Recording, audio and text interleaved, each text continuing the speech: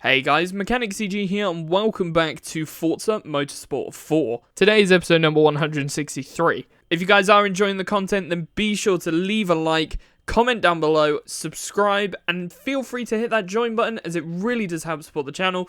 Hopefully you guys enjoy. This video is streamed live on Twitch and YouTube. If you want to help support the channel, make sure to drop a subscription and a follow on their respective platforms and enjoy the video. If you want to get cheap game keys for Xbox, PlayStation, or PC, then check out Eneba in the description down below. Alright, so we are here for the North American Lexus IS Club. Let that sink in. Lexus North American. It's not. It's a Japanese brand. That's like saying Acura isn't Honda. Anyways. We've got Road Atlanta, Sunset Peninsula, and then Maple Valley. Let's get going. But, like, it felt good. And, like, I know I need to, like, I'm planning probably tomorrow. I'll cycle up to the shop that's just down the road. That's, like, a 3 to 5 minute cycle ride. Like, that's not that far. So, I'll cycle to the shop, go do some shopping, and then cycle back home. That's something a little more within my range that I could do. Whoop! Fuck you too.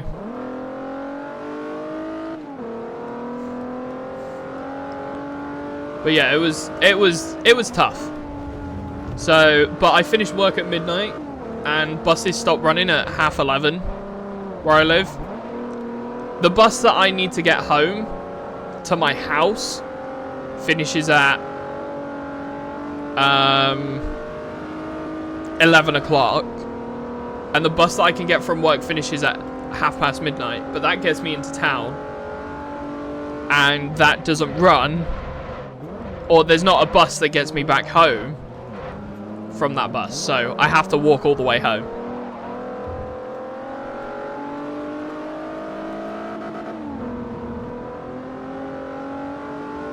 But yeah, it should be fine. It's a 40-minute walk, so it's nothing ridiculous. Just stick some headphones on and just power through it. Have you seen the new Le Mans Ultimate? I have. From the snapshots that I've seen, it actually looks quite good. Yo, Wacky, with a 199 super chat. Thank you so much. Motivational money. Appreciate it, man. Nice. Flexed bicep. Cheers, Brian. Thank you so much for that, man. I really do appreciate it. Thank you so much. Obviously, if you are enjoying the content, feel free to drop some likes, drop some funny story. I got a funny story. Everyone, you're ready for this. This is great. So, somebody, it's really funny because somebody keeps going through all of my videos and leaving one dislike on all of them. Right? They're going through actively disliking them as they get posted. But I've done the numbers, and the videos that they've disliked has pushed up in the algorithm as soon as they've pressed dislike. Like, there's a short little boost. Someone steal my job. It's great.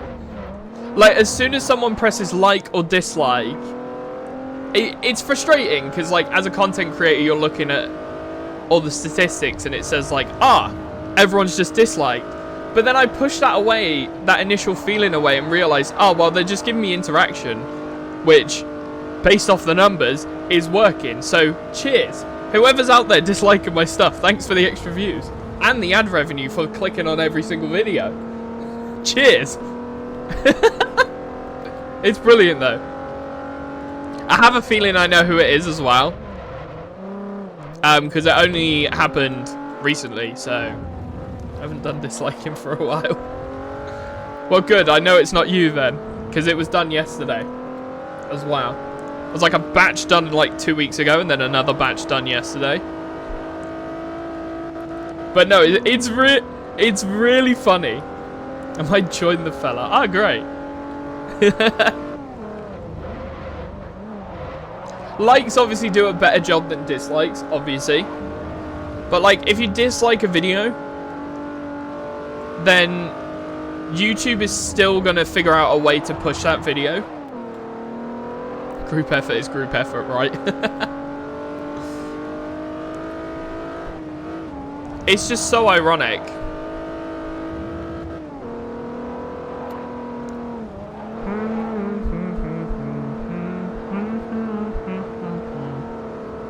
Because as far as I'm aware, what YouTube's probably doing is realizing like, oh, this person didn't like this video. This wasn't up to their standard. Okay, we'll recommend this video to a different group of people. And then it goes to a different group of people, and that different group of people like it. You know.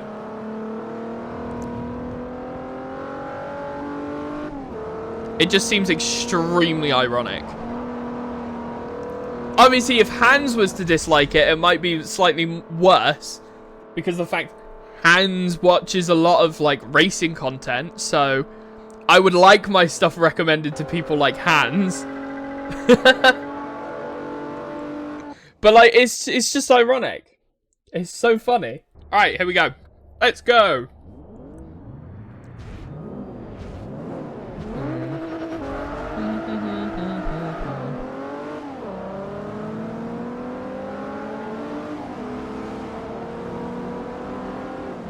Whoa, what are you doing, you idiot? Arsehole.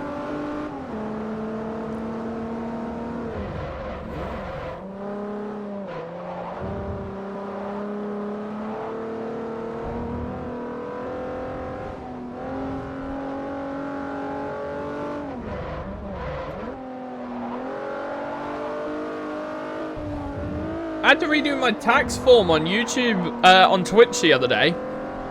I was like, all this information, I'm like, I don't know. We don't get that information here. This is why I hate, like, American companies, because they all have these tax forms, and they're like, okay, well, do you have a tax code in your country? No. Okay, right, we'll just give you all the money and you can deal with it. Oh. Nice. Sounds great.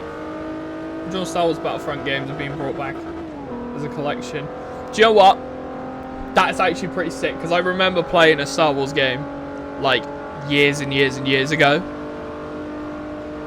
and I can't remember what game it was, and I feel like if I bought that, I'd get a bit of a nostalgia trip. Oh shit. That's actually pretty cool. Are they like a remastered collection, or is it just the game's ported? Like, no modifications done. I hope it's like a remaster. That would be quite cool.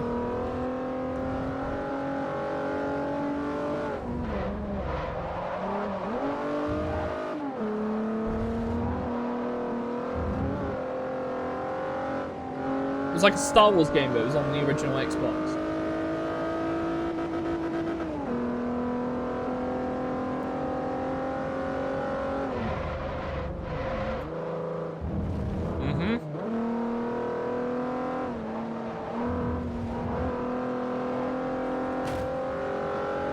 How much tax do you owe? Guess. Can't you tell me? Nah, you've got to guess. Okay, is it this much? Jail. It's so great. America and tax is so broken. But to be fair, tax in general, I think, is like a broken system.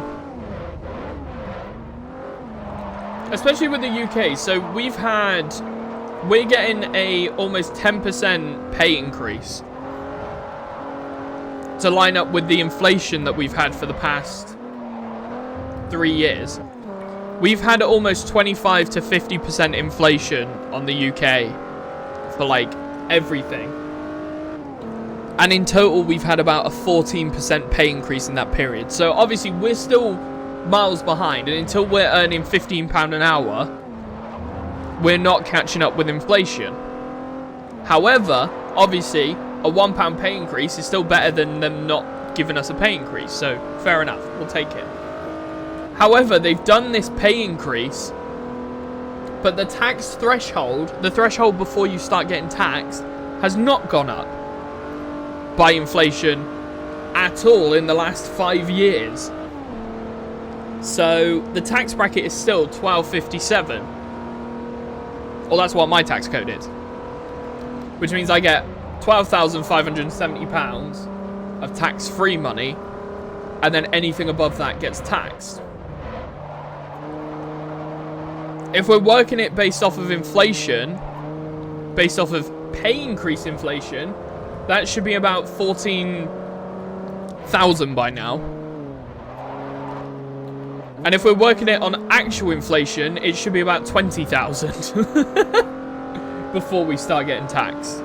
But obviously they're not going to do that because they still want to tax us. But unfortunately, unless you work illegitimately, there's no way you can avoid it. The UK has clamped down so much. The fact that they'll only pay you into a bank account, and you have to have a national insurance and everything like that. Like, there's no way you can avoid not paying tax. Like, that's why I'm so confused. Where's our tax money gone? That's crazy. That, and on top of that, businesses can't get away with not doing VAT anymore. Unless they do it by cash, in which case, possibly. It's just crazy. Getting the pay increase just to make sure to get what is written in the contracts. Yeah. It is just strange how America adds tax afterwards. And it's like, yeah, no worries.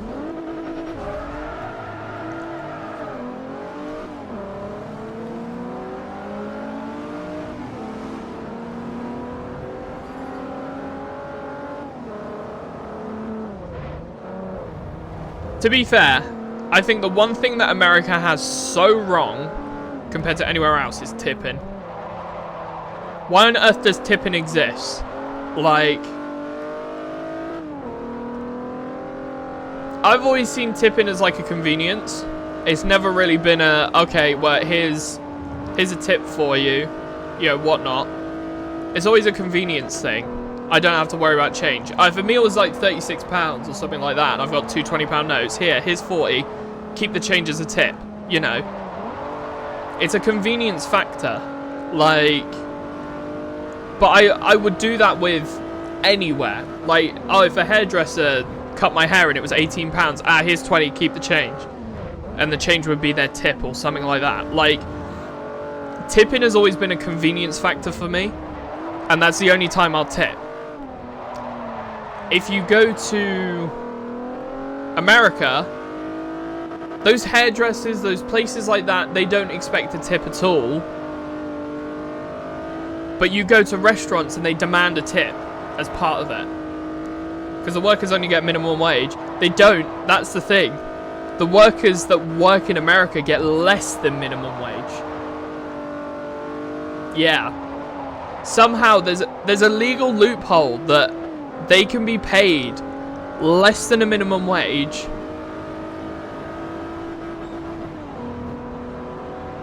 and rely on pretty much tips, which doesn't make sense.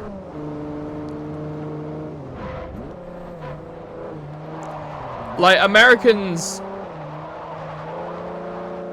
the minimum wage should be a minimum wage for everyone, regardless.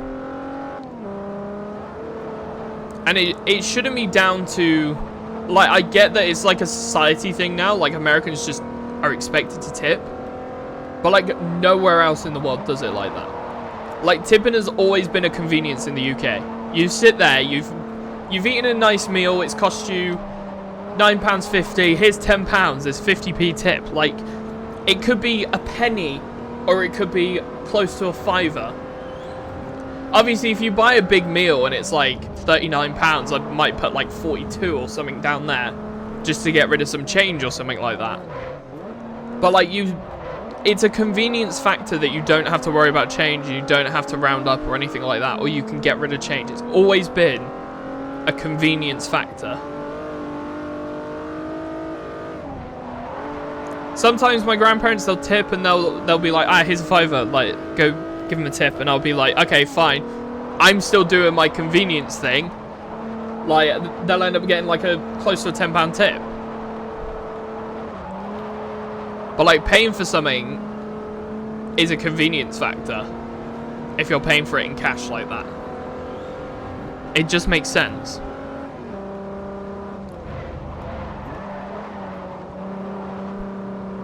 Plus, in the UK, everyone is going card only, so you can't really tip anymore. Which again blows my mind. They've made software in the US specifically for tipping people. Oh yeah, would you like to add a tip to your order? No? Oh, well, you're an arsehole then. What do you mean? Sorry, are you asking me to pay more for my meal than you requested? Yeah? Like,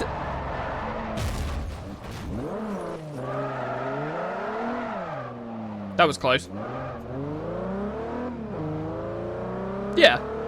It doesn't make sense. Why do you have to pay on top of what you've already paid? And I get Americans are going to be like, oh, well, it pays their wages. Like, they've done a good job. Well, what if they haven't done a good job? They don't deserve a tip. At all. I've had waiters that have done bad jobs, and I've just avoided the convenience factor. I've just been like, right, there's £40.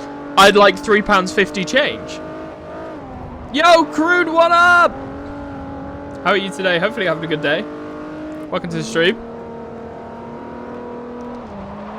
But the excuse that Americans have that tip-in is there to pay the wages of the waiters, it's like, well, isn't that the point of the employee or the employer? To pay you? Like, it's just a wild concept. Like, tipping has only ever been a convenience for me. Like, it's just like, I'm gonna drop £40, there you go, the meal's 38, just keep the change, you know, and then I can go about my day, enjoy my day. I've got a little bit of feel-good factor, everything like that. But tipping has never been about paying the staff's wages. Never. And it blows my mind that America can be like that. So thank you guys so much for watching. If you did enjoy, be sure to leave a like, comment down below and subscribe, and I will see you in the next one. Peace out.